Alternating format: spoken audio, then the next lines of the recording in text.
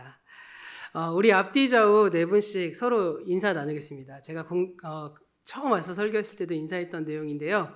좀 어색하시더라도 서로를 바라보시면서 눈을 마주치시면서 이렇게 인사할 겁니다. 내가 더 많이 사랑합니다. 이렇게 인사하시겠습니다. 내가 더 많이 사랑합니다. 네. 네네. 또 한 번 인사 나눌까요? 말씀에 큰 은혜 받으세요. 또 네 번씩 인사 나누겠습니다. 말씀에 큰 은혜 받으세요. 네. 말씀을 통해 주님께서 주시는 깨달음과 큰 기쁨 누리시는 저와 여러분 되기를 간절히 소원합니다.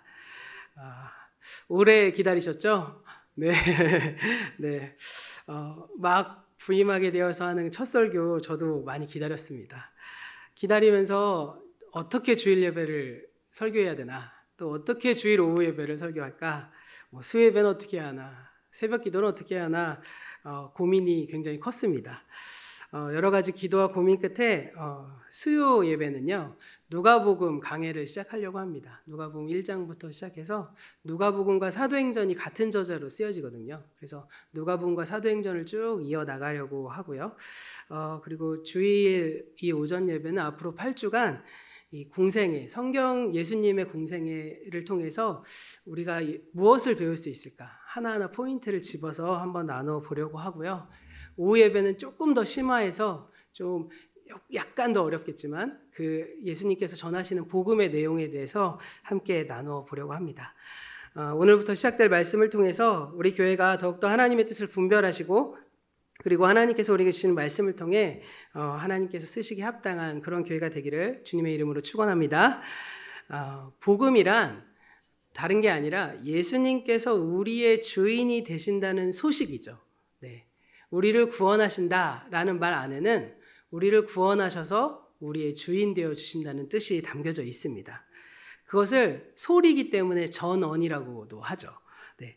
우리는 이 전언대로 예수님을 우리의 주님으로 받아들여서 하나님의 백성이 되고 또 하나님의 자녀가 되고, 그렇게 교회와 세상 속에서 예수를 주인 삼고 예수를 중심에 두는 삶을 살아내려고 노력합니다.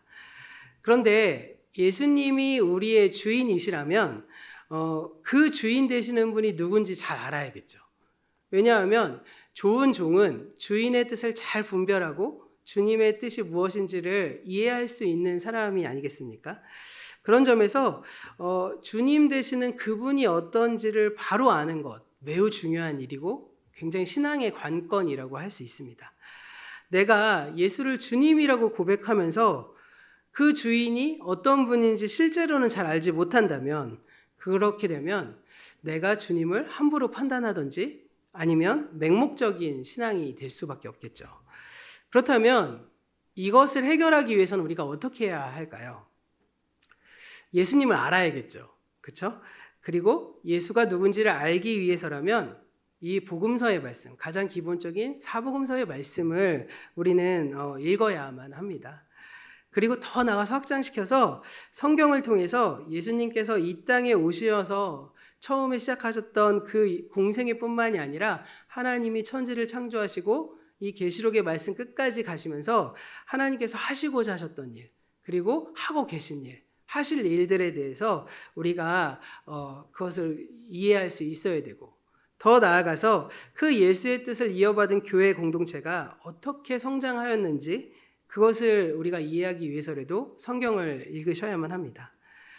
그런데 예수님은 이 하나님 나라의 복음, 그러니까 하나님의 주인 되심의 복음을 선포하실 때 말로만 하신 것이 아니라 자신의 삶을 통해서, 삶 속에서 그 자신이 먼저 하나님의 주인 되심을 실현하셨던 분이십니다.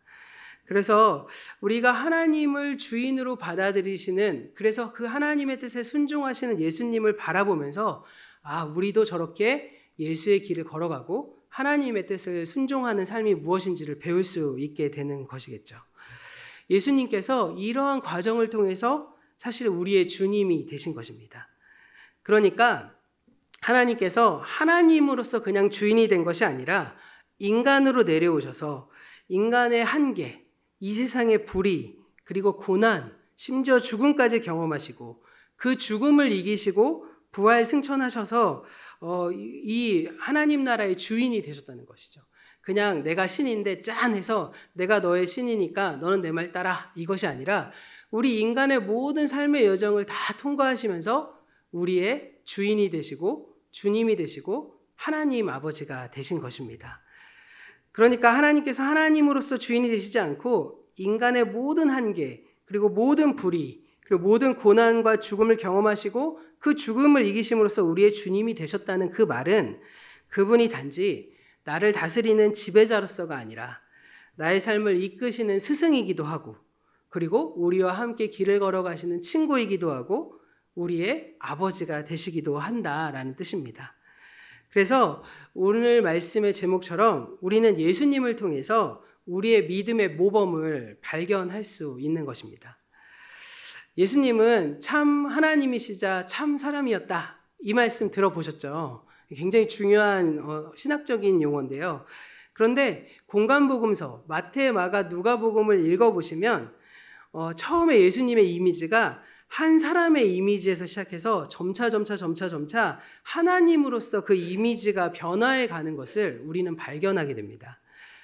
베들레헴의 한 아기로 태어나신 예수님이 예수의 사람 되심을 가장 잘 보여주는 사건이라면 죽음을 이기시고 부활하시고 승천하신 그 사건은 예수님의 하나님 되심을 가장 잘 보여주는 사건이다라는 것이죠.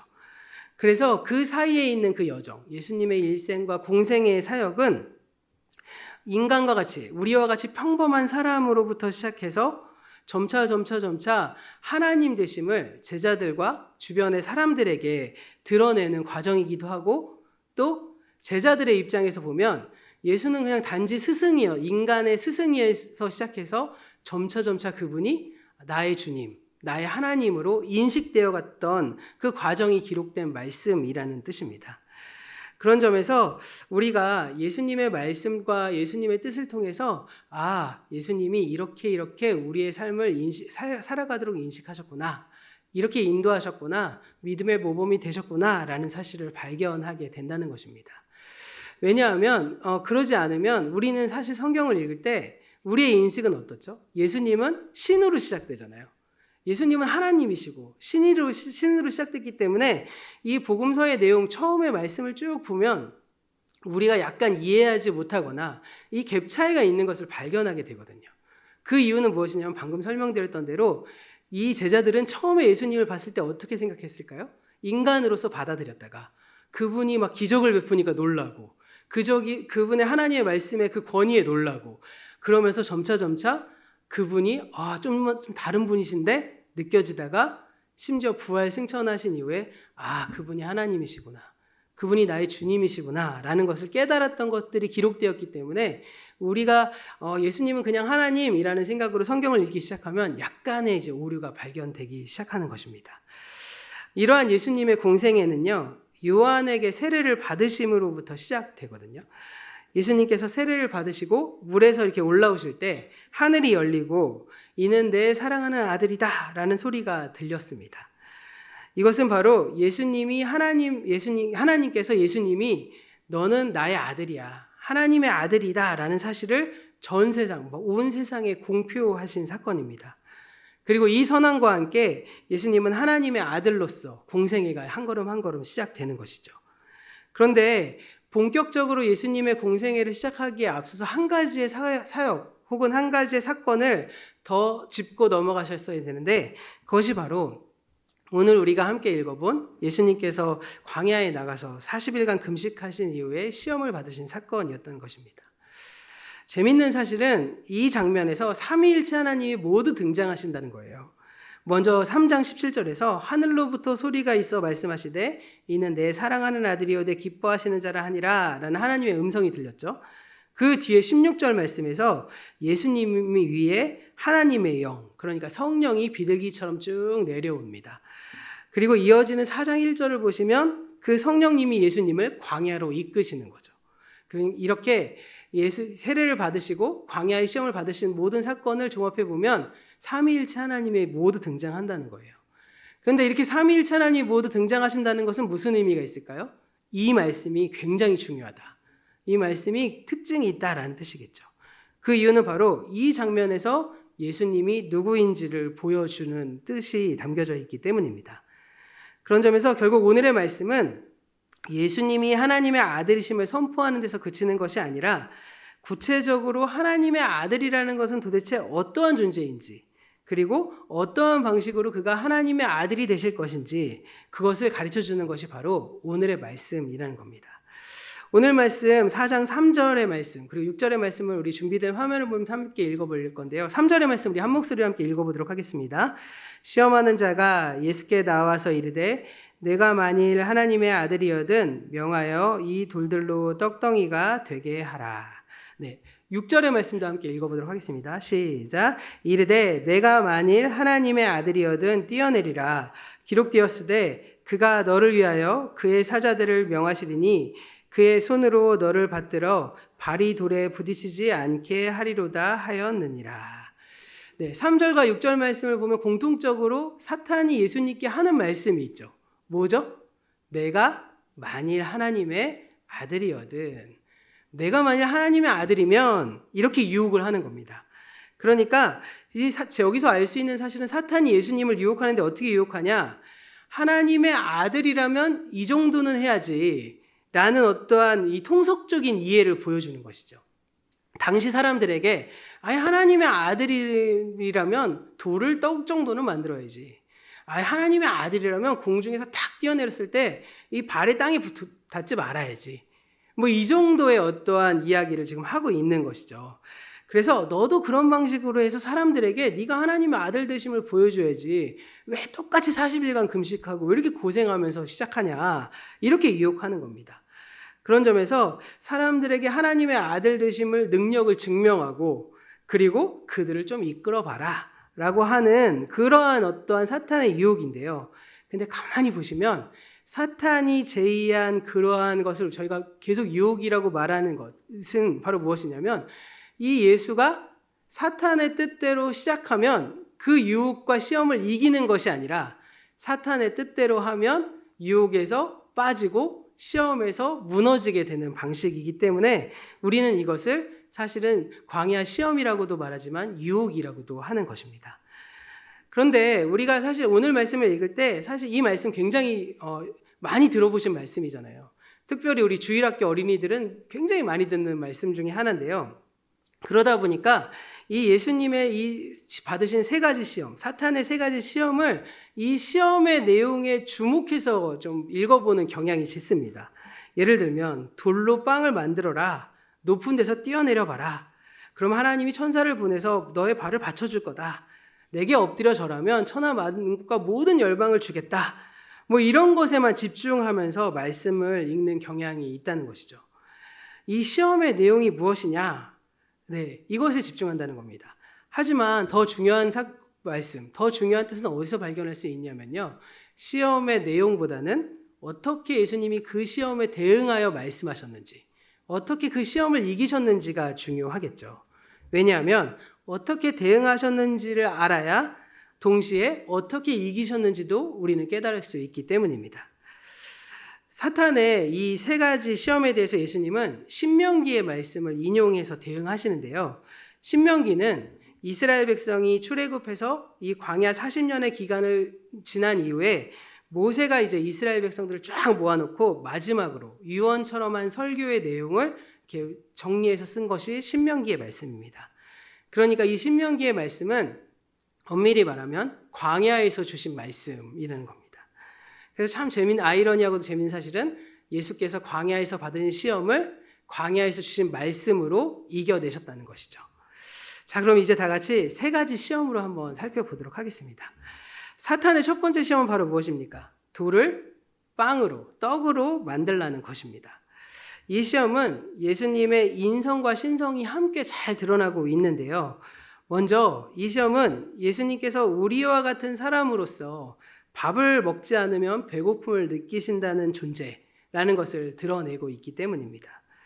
만약에 예수님이 밥을 안 먹어도 배가 고프지 않는다면 사탄이 이렇게 유혹할 이유가 없겠죠. 안 먹어서 배고프니까 너 지금 배고프지? 저 돌을 떡으로 만들어 먹어봐 라고 유혹하는 것이겠죠. 그런 점에서 예수님도 우리와 똑같은 인간의 몸을 입고 오셔서 배고픔을 느끼시는 고통 가운데서 인간의 모든 오감을 가지고 계신 분임을 드러내는 것입니다. 그러니까 우리와 동일한 한계를 가지고 계신 그러한 인간이시구나라는 것을 증명하는데, 반면에 그와 정반대로 동시에 이 시험은 예수님께서 돌을 떡으로 만들 수 있는 능력을 가지신 분이라는 사실을 또 전제하고 사탄이 유혹하고 있는 것이겠죠. 왜냐하면 이 돌을 떡으로 빵으로 만들 수 있는 능력이 없다면 애시당초 사탄이 유혹할 이유가 없는 거죠. 너 지금 배고프니까 너 여기 있는 아무거나 먹을 걸로 만들어서 먹어. 너 그럴 수 있잖아. 라고 유혹하고 있는 것이기 때문입니다. 그런 점에서 이 첫 번째 시험은 사실 돌을 밥으로 먹을 수 있는 능력자라는 것이 중요한 포인트가 아니라 무엇이냐면, 네가 배고플 때 너의 능력으로 이 모든 것을 네가 먹을 수 있는 용도로 만들 수 있는 능력을 가진 사람이잖아. 이것입니다. 그러니까 사탄은 예수가 가지신 당연한 능력을 자신의 욕망과 자신의 욕구를 채우는 데 사용하라고 지금 유혹하고 있는 것이죠. 야, 너가 하나님의 아들이면 이 정도 능력이 있으니까 한번 해봐 라고 말하는 겁니다. 어린 아이들, 저희 막내딸이 자주 하는 말이 있습니다. 나는 하늘을 나는 능력이 있었으면 좋겠어. 이렇게 얘기합니다. 왜? 그러면 어디든지 막 날아가고 갈 수 있잖아. 그리고 제가 이런 얘기, 그럼 아빠는 어떤 능력이 있었으면 좋겠어? 이렇게 말하길래 제가 그랬거든요. 차라리 난 날기보단 순간이동을 했으면 좋겠다. 나는 것도 힘들다. 이렇게 얘기를 했는데, 이 얘기 안에 뭐가 담겨져 있죠? 내 능력을 나를 위해 사용하는 거죠. 근데 예수님께서 이 땅에 오신 목적이 자신을 위해 오셨나요? 아니죠. 예수님이 이 땅에 오신 목적은 우리를 위해 오신 것입니다. 그래서 그분이 이 땅에 오셔서 제일 먼저 하신 기적이 자신의 배고픔을 해결하기 위한 능력을 사용하신 것이라면, 하나님의 아들로서 우리의 중보자로서의 역할에 무너질 수밖에 없게 되는 그러한 시험에 지금 직면하고 있는 것입니다. 사실 우리는 크게 생각하지 않을 수도 있겠지만, 돌을 떡으로 만들어 먹음으로써 배고픔을 해결하라는 이 사탄의 유혹은 하나님의 아들을 한 인간으로 이 땅에 보내신 구원의 계획을 수포로 만들어 드릴 수밖에 없는 엄청난 유혹이었다는 것입니다. 왜냐하면 사탄은 지금 예수로 하여금 인간의 한계를 뛰어넘어 하나님이 되라고 요구하고 계시기 때문입니다.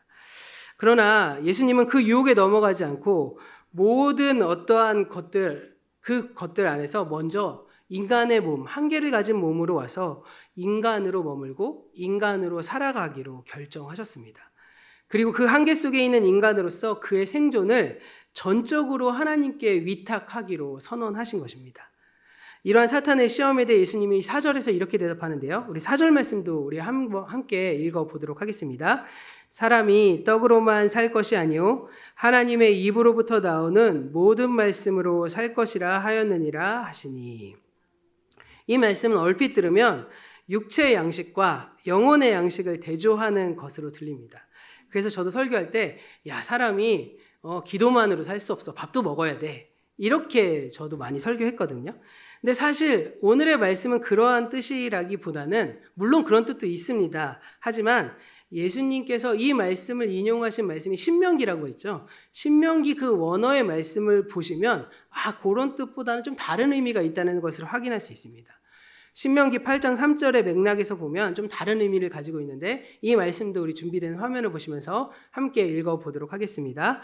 너를 낮추시며 너를 줄이게 하시며 또 너로 알지 못하며 내 조상들도 알지 못했던 만나를 내게 먹이신 것은 사람이 떡으로만 사는 것이 아니요 여호와의 입에서 나오는 모든 말씀으로 사는 줄을 내가 알게 하려 하심이니라. 아멘.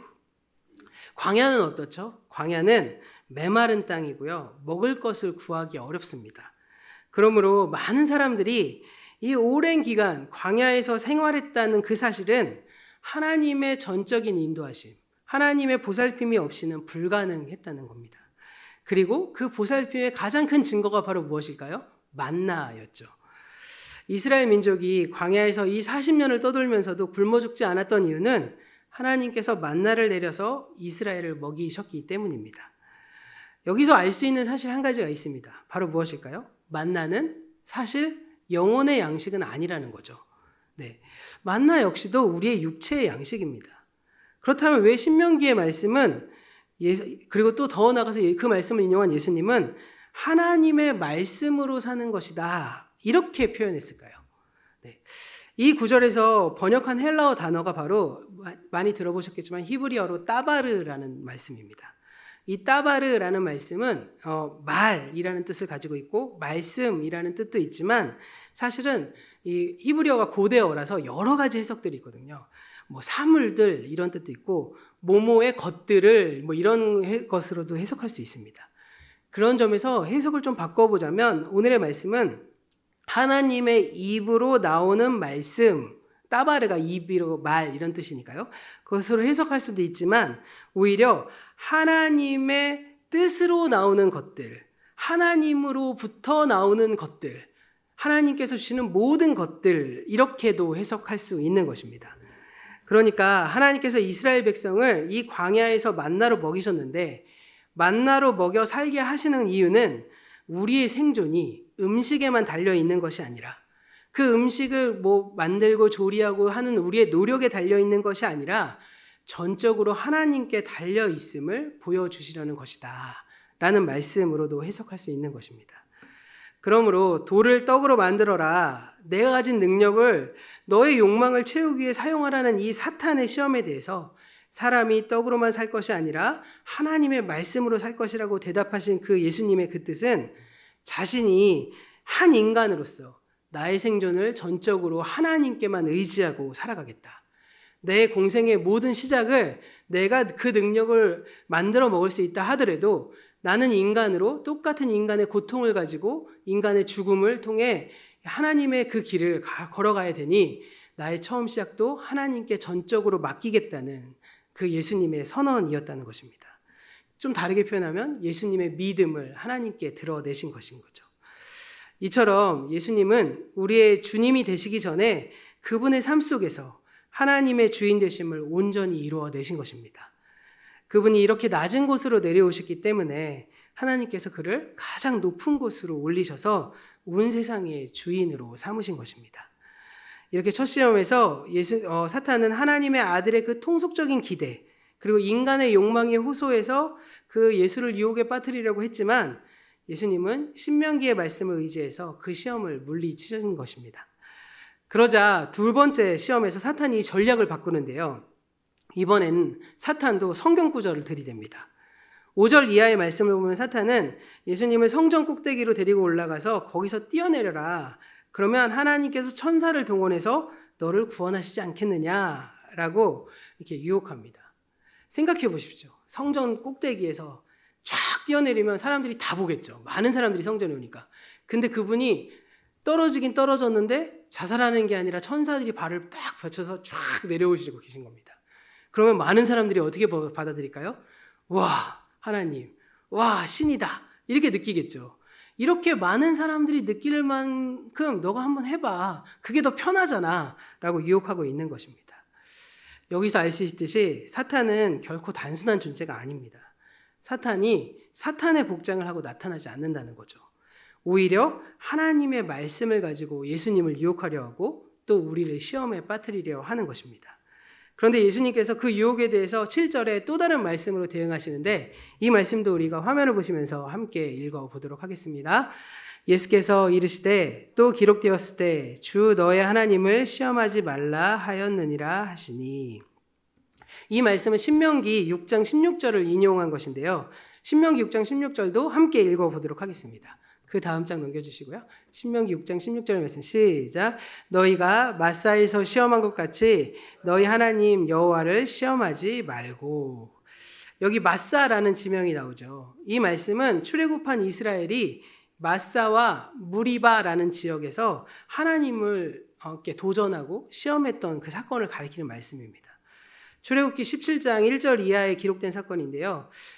재밌는 사실은 출애굽기 16장에 무슨 말씀이 나오냐면 만나가 나오고요.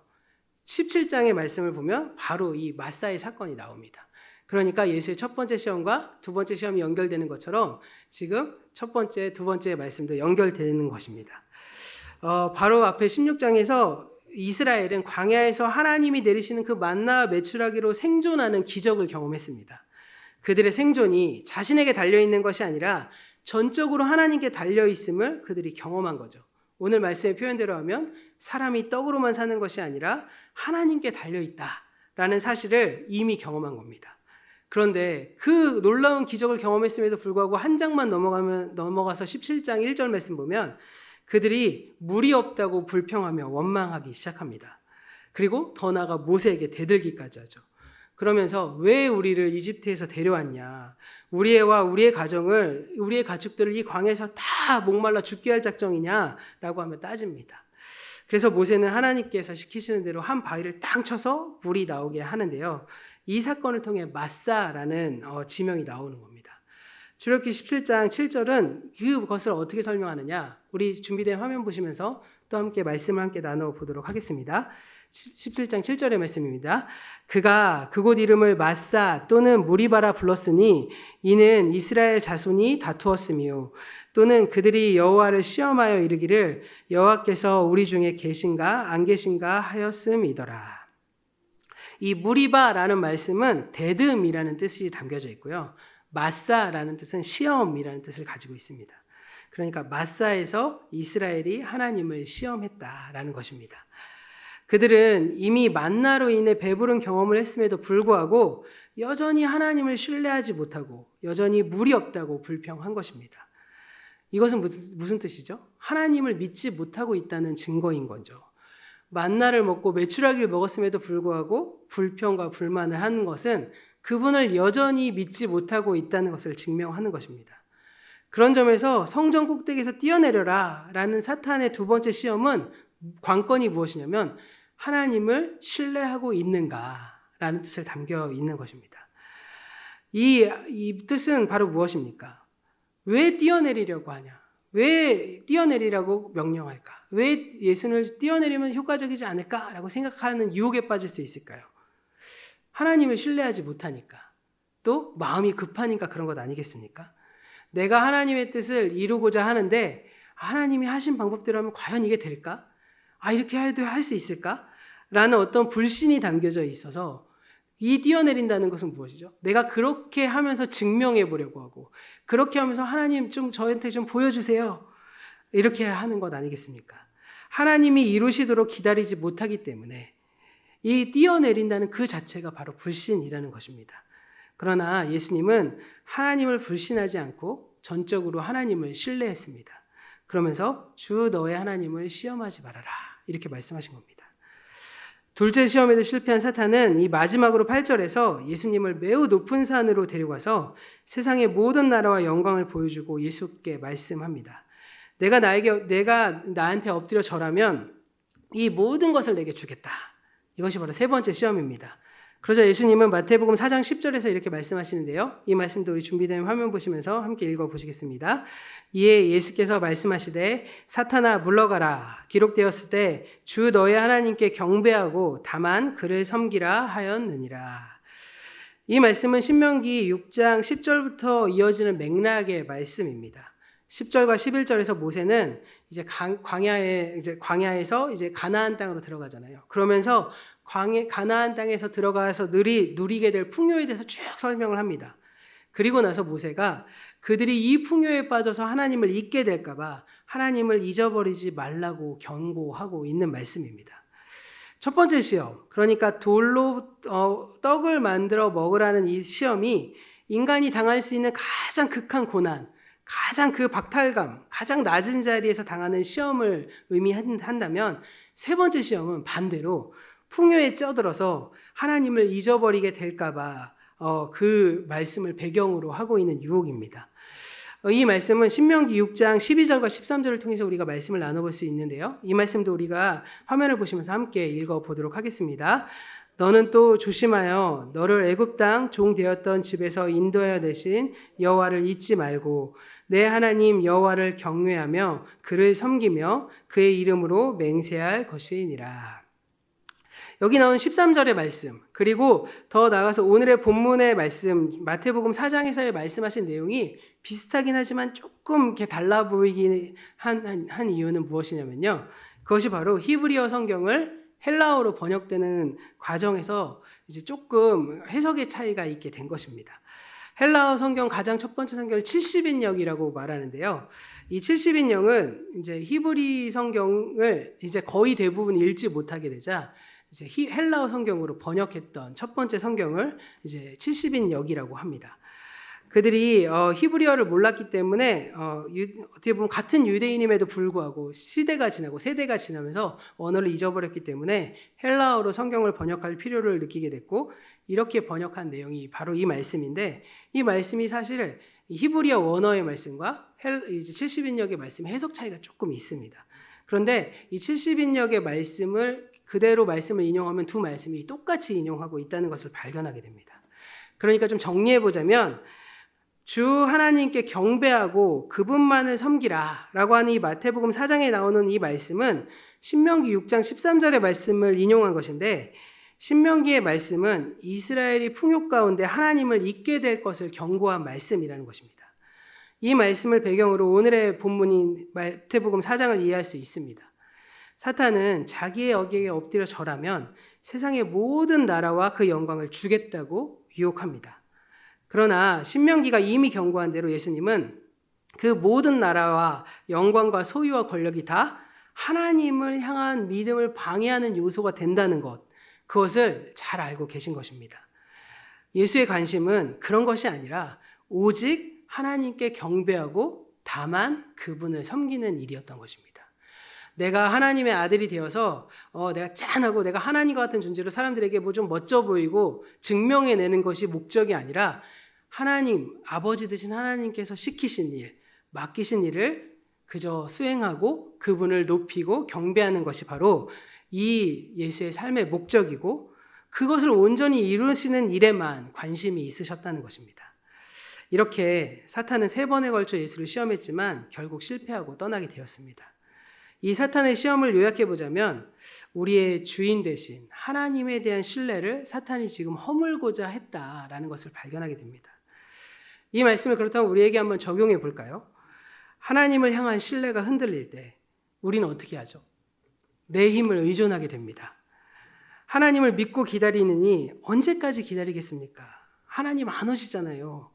그러니까 내가 가지고 있는 능력, 내가 가지고 있는 인맥, 내가 가지고 있는 모든 것으로 그것을 좀 해결하려고 하게 되는 것입니다.